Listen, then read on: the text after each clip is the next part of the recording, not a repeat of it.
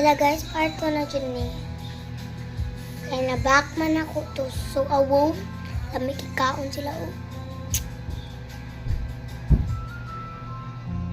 Kaya na akong isda eh.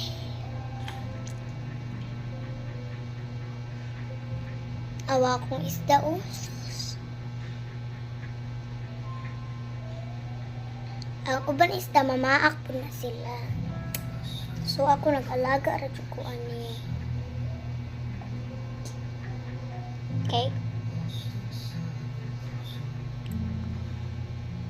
Kayang pets, dili mo dyan na pwedeng piyana kapirasa ng uban iro. Kabantay mo ng iro nga.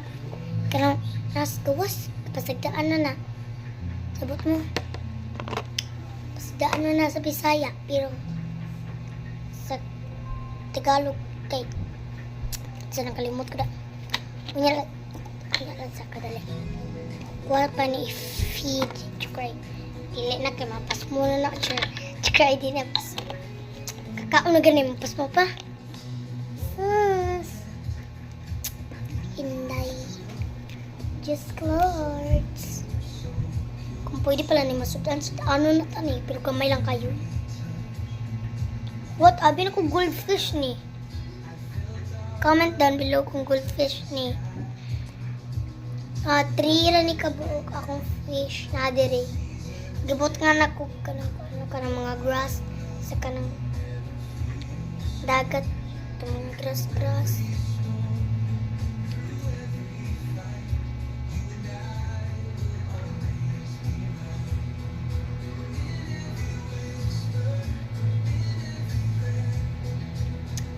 Sus, pilihan kayo.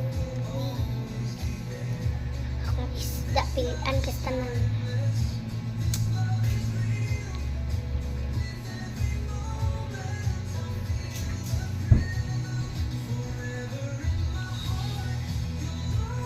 Yung isda si kaon. Sus. Kaon,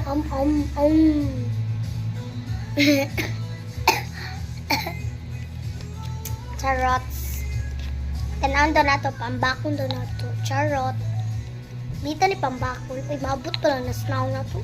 Sana na na. Ato mga kagwapa o gwapo. May mong batig na.